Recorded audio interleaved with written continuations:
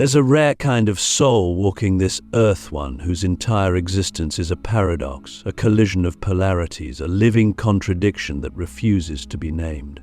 If you've ever felt like you are both the sinner and the saint, the healer and the destroyer, the light and the shadow, listen closely. You might be one of the chosen few walking the line between angels and demons. Not metaphorically, not symbolically, literally. You walk that razor's edge not because you're confused, but because your soul came here to hold a frequency that refuses to be tamed. And that frequency? It's not for the faint of heart. It's the frequency of integration, the space where duality meets truth. Most people are taught to choose. Choose light, choose good, choose heaven. But we were never meant to choose. We were meant to contain, to hold the entire spectrum. Not to master it, but to become it. And with that comes a kind of spiritual responsibility that no one ever warned us about. Because when you walk the line between angels and demons, you are not just balancing forces, you're translating them. You are the bridge that lets heaven understand hell, and hell understand heaven. And that bridge, it's built through the very fibers of your being. The first hidden sign that you walk this line is that your presence either deeply comforts people or deeply unsettles them. There's rarely an in-between. You walk into a room, and it's as if the energetic field rearranges itself. Some people are magnetized to you instantly, feeling like they've known you for lifetimes. Others sense something ancient, primal, even dangerous. They can't explain it, but they feel like they've just met something that sees too much. That's because your energy activates truth. And truth, in its rawest form, is terrifying. You don't even have to speak. Your silence is a sermon. Your stare is a mirror. And most people aren't ready to see what's inside it. But that's your gift and your curse. You hold a vibration that strips away illusion. And in a world addicted to masks, you become a threat simply by existing. The second sign is that you've always felt like you're being pulled in two spiritual directions at once. One part of you craves the stillness of the sacred, the meditations, the mantras, the light. You want to rise. You want to ascend. You want to be pure. But there's another part, deep in your belly, that wants to burn everything down. That part doesn't pray, it roars. It wants chaos. It wants truth without sugar. It wants to expose every false prophet, every corrupt system, every spiritual bypass hiding behind soft words. And you find yourself torn. One day you feel like a monk, the next like a warrior. One moment you're channeling angels. The next, you're confronting your own rage like it's an ancient god that's been asleep in your bones. This is not confusion. This is capacity. You are made to hold both frequencies because the world you came to heal is fractured by extremes. And only those who can stand in the middle can rebalance it. The third hidden sign is that your life has been a series of initiations, some mystical, others brutal. You didn't get to awaken gently. You were thrown into the fire, again and again. Not because the universe hated you, but because it needed you to remember. You faced betrayals that shattered your innocence. Losses that stripped you of everything you thought you were. You've screamed at the sky, begged for mercy, walked through nights so dark you forgot what light felt like, and yet you're still here. Not just breathing, but burning with a kind of knowing that can't be taught. That's because your soul signed a different contract. You didn't come here to live easy. You came here to embody the edge. And the edge is not comfortable. It tests your sanity. It stretches your heart beyond what it should hold. But it also awakens your divinity, because what survives the edge is no longer human, it's holy. Let me ask you a question you're not meant to answer quickly. What if the parts of you've tried to kill, your rage, your lust, your madness, are not your flaws, but your forgotten powers? What if the demon in you isn't evil but exiled? What if your job is not to silence it, but to redeem it? This is the uncomfortable truth of walking the line. You don't get to reject your shadow. You have to sit with it, feed it, understand it, and then integrate it. Because the moment you try to kill it, you kill the part of yourself that knows how to survive in a world on fire. The fourth sign is this: you can speak multiple spiritual languages without belonging to any of them. You can sit with the witches and the priests, the anarchists and the ascetics. You can talk about angels in one breath and ancestral trauma in the next. You don't fit in any one path because you were made to walk them all. You are the wild card, the shapeshifter, the one who can wear the robe and the leather jacket in the same ceremony. Not because you're confused, but because you see the sacred in everything. You know that divinity doesn't belong to temples. It belongs to truth. And truth comes in many forms, some beautiful, some bloody. You are not loyal to form. You are loyal to essence. That's what makes you dangerous to any system that tries to control spirituality. You can't be boxed. You can't be bought. You can't be broken by dogma. Because your soul remembers a time before religion. A time when the divine spoke through thunder and bone, not scripture. And you live from that memory. And yet, with all this power, there's a fifth sign that humbles you. You often feel like an outsider. Like no matter where you go, you're almost home, but never fully. You're loved, but always slightly misunderstood. You're respected, but rarely seen.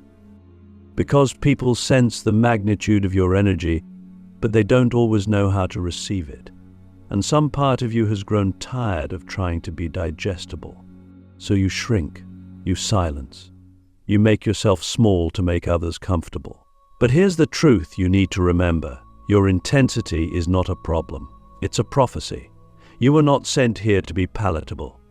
You were sent here to disrupt, to awaken, to carve new channels of truth through the noise of the world. And yes, that's a lonely path. But it's also the path of the holy rebel, the divine outlaw, the angel who remembers hell and still chooses to love. You walk the line not because you're lost, but because you're found in places no one else dares to look.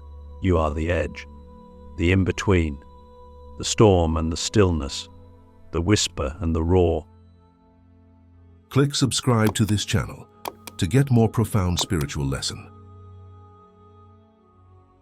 If you're still here, it's because something deep inside you recognizes this. You're not just on a spiritual journey, you are the journey.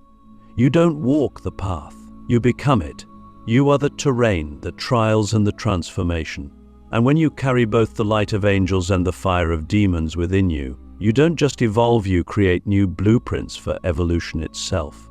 The ones who walk that sacred split, who stare into the abyss without losing their light and reach for the heavens without abandoning their shadow, are the true architects of a new kind of existence. One that refuses to divide the divine from the damaged. Because here's the ultimate truth. The ones who hold both are the only ones strong enough to unify what has been fractured for centuries. Let's be honest. There's a war happening inside us, around us, beyond us. A war not just between good and evil, but between illusion and integration. Between people who still believe they must be all light or all dark, and those of us who have tasted both and know that truth lies in the tension. You see, most of the world is still addicted to binary thinking. They want heroes or villains, saints or sinners, angels or demons. But we are the ones who bend the spectrum, who dissolve the line, who carry both sword and salve in our hands. And that brings us to the sixth hidden sign. You have been both the wounded and the wounder. You've hurt others without meaning to. You've burned down bridges you later wished you'd crossed. You've spoken with venom when your heart was broken, and then tasted the acid of your own regret. And yet you've also been the healer, the forgiver, the one who stayed awake with someone through their darkest night. You've seen both ends of the blade, and you've bled on both sides. That's not failure. That's initiation. You can't guide others through their darkness unless you first faced your own. This world doesn't need perfect people. It needs honest ones, people who can say, yes, I've been the storm, but I've also been the shelter. There's a strange kind of wisdom that only emerges when you've broken your own heart.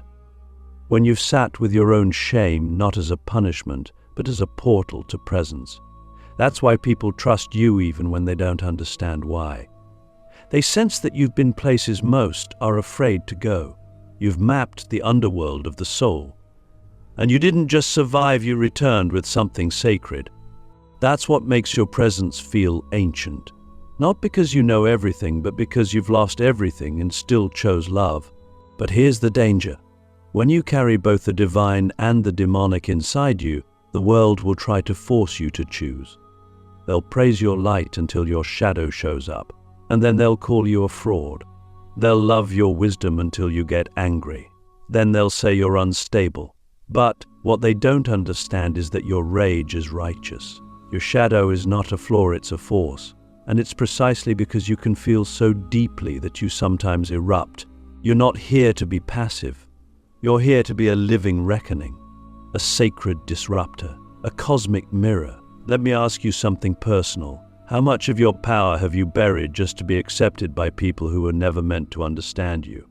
How many times have you silenced your truth in order to protect someone else's comfort? And what if that silence is costing you your destiny? This is the seventh hidden sign. You've always been drawn to the threshold, the in-between spaces. You're most alive when you're standing at the edge of something between endings and beginnings, between breakdowns and breakthroughs. You're the kind of soul who thrives in the transitional, the liminal, the not quite there. While others panic in uncertainty, you find possibility. While others cling to clarity, you learn to breathe in mystery. That's because your soul was forged in thresholds. You were never meant to live inside the lines. You were made to redraw them. And here's the part that no one wants to admit. Walking the line between angels and demons is exhausting. It's lonely. It's confusing. There are nights where you don't know which voice inside you is real.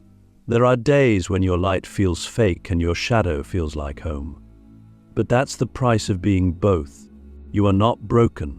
You are bifurcated by design. And the sooner you stop trying to be one thing, the sooner you'll unlock the full force of what you are. Because when you stop choosing sides and start choosing wholeness, everything changes. Your relationships shift, your creativity explodes, your intuition sharpens, and your presence becomes a portal. People begin to transform just by being near you, not because you're better, but because you've become honest energy, integrated energy, real energy. And in a world drowning in performance, realness is medicine. So no, you're not just caught between light and dark. You are the alchemist that fuses them. You are the priest with blood on their hands, the warrior with tears in their eyes, the angel who remembers burning, the demon who remembers love. You are not here to ascend. You're here to reclaim the underworld and set it free. And that, my friend, makes you unstoppable. There comes a moment in every soul walker's journey when they realize they're not just walking between angels and demons, they are reflecting them. Not as enemies, not as opposites, but as expressions. And when you carry both frequencies within you, you become a living mirror, a mirror of fire. You don't just reflect people's truth, you burn away their illusions. That's the third act of this sacred path. The moment you stop trying to choose light or shadow and instead let them coexist in your presence, that's when you become more than a seeker. You become a catalyst. People come into your life and shift without understanding why. They confront parts of themselves they didn't even know were buried. Some will thank you, others will blame you, but all will be moved by you. Because your energy does what no words can. It remembers lifetimes, patterns, traumas, truth. And when someone stands in the field of your remembering, they start to remember too. Not because you told them what to believe, but because your very presence disrupts what's false. You don't even try. You don't have to. You've become a frequency that undoes lies. But here's what most people forget. Being that mirror is painful. Because before you reflect others, you reflect yourself. You see your own contradictions daily. You feel your own duality like a war in your chest. One moment you're inspired, grounded, full of purpose. The next you're doubting everything, spiraling into shadow, questioning your worth. This isn't weakness. This is the price of being real. Because unlike those who hide behind spiritual masks, you are wide open. You let the divine and the damned speak through you. And sometimes that means feeling like you're being split in two. But you're not being split, you're being expanded. And expansion hurts. It stretches you. It dismantles what's comfortable. It forces you to look at the parts of yourself that still crave validation, still fear abandonment, still want to be seen as good. But here's the truth. You were never meant to be good. You were meant to be true. And truth includes rage. It includes lust. It includes doubt and grief and all the messy, raw human things we've been taught to hide. You walk the line because you refuse to pretend. You burn because you know only fire brings the gold to the surface. Let me ask you something most spiritual teachers won't dare. Are you willing to lose your image to find your soul? Are you willing to be misunderstood, rejected, even demonized just to stay aligned with what's real inside you? Because that's the path of the mirror. That's the path of the catalyst. You don't get to be liked by everyone. You don't get to be safe. You get to be effective. And effectiveness in this world means disrupting comfort. You see, people say they want awakening. But what they usually want is relief. Something soft, something sweet, something that lets them stay in control. But you don't offer that. You offer transformation. And transformation is violent to the ego. It breaks things. It ends things. It brings death before it brings rebirth. That's why your presence can feel like too much. You're not just offering advice. You're offering friction. The kind of friction that creates fire. The kind of fire that purifies. And yet, beneath all of that intensity, there's a deep, almost unbearable tenderness in you. Because you know pain. Not just your own. You feel the collective ache. The ancient grief of a world that has forgotten its soul. And you carry that grief like water, sacred, heavy, necessary. That's why your anger is holy. Because it's not about destruction. It's about restoration. You want to tear down what's false so that what's real can finally breathe again. You want to burn down the illusion, not out of hate, but out of love. And that love, it's not romantic. It's not soft. It's feral. It's the kind of love that would rather see someone broken than fake. The kind of love that drags the soul through hell just to show them heaven was always inside. That's the love of someone who has walked both realms and come back with fire in their eyes. That's your love, and it's rare, and it's terrifying. And it's exactly what the world needs. So if you've been feeling like you're too much, too intense, too deep, too raw, remember this: you are not too much. You are just not meant for diluted spaces. You are not a candle. You are a burning cathedral. And not everyone has the capacity to stand in your light. But those who do, they will be changed forever. Not because you healed them, but because you refused to lie to them. Because you held the mirror when they tried to look away. Because you stayed when they fled. Because you loved them fiercely enough to let them break. And that's what makes you divine. Not your light. Your devotion to truth, not your purity, your permission to be whole. You are not here to ascend out of this world, you are here to bring heaven to the ground. Through your rage, through your grace, through your unapologetic sacred presence. You are the mirror of fire, and the world is finally ready to see. If you've made it this far, it's not by accident. Souls don't stumble onto this kind of truth unless they're ready for it. And you were born ready long before you were born human. You didn't come here to choose sides. You came here to hold the line, the invisible line between divine and damned, between chaos and clarity, between the worlds of form and formless. You came here to be the equilibrium in a world that's addicted to extremes. You didn't come to preach love, you came to be love, the kind of love that doesn't flinch when it stares into darkness but walks into it with open arms and unshakable presence. You've been misunderstood your whole life, not because you're broken, but because you're decoded differently. You speak an ancient dialect of energy, one that the modern world has forgotten. People don't know how to read you, because you are not a sentence, they are a dictionary, and you are the silence between the words. You are not a role to be played. You are a frequency to be felt. And only those who have suffered enough to soften will be able to truly receive you. You're not here to save anyone. That's the old paradigm. The one that puts people on pedestals and turns power into performance. No. You're here to remind others of what they already are, to trigger their remembering, to walk into their lives like a thunderclap or a whisper and say, "You've always been this. You just forgot." And then disappear. This is why your presence is often temporary but unforgettable. You come in like a storm, rearrange the furniture of their soul, and leave them staring at themselves with new eyes. But that role, it's heavy, it's brutal, it's sacred, because it means you don't get to be comfortable. You don't get to hide behind shallow happiness. You are called to depth, and depth often means pain. The pain of seeing things others can't. The pain of losing people who can't walk where you're going. The pain of carrying wisdom in a world that still worships ignorance. But here's what you must hold on to. You are not alone. You never were. There are others like you, scattered like ancient seeds across timelines, waiting for the moment their remembering ignites. And when they do, when we all do, this world will quake under the weight of its own awakening. So what does it look like to walk this line practically? It means you stop apologizing for your intensity. You stop diluting your truth to be more digestible. You stop seeking approval from systems that were never built to honor your presence.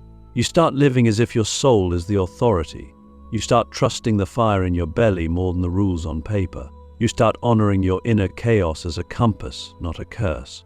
And above all, you stop asking for permission to be what you already are. You are the link between realms. You are the one who can feel both the despair of the world and the ecstasy of the cosmos in a single breath. You are the one who can rage like a demon and pray like a saint within the same heartbeat. And that is not confusion. That is capacity. That is sovereignty. That is divine design.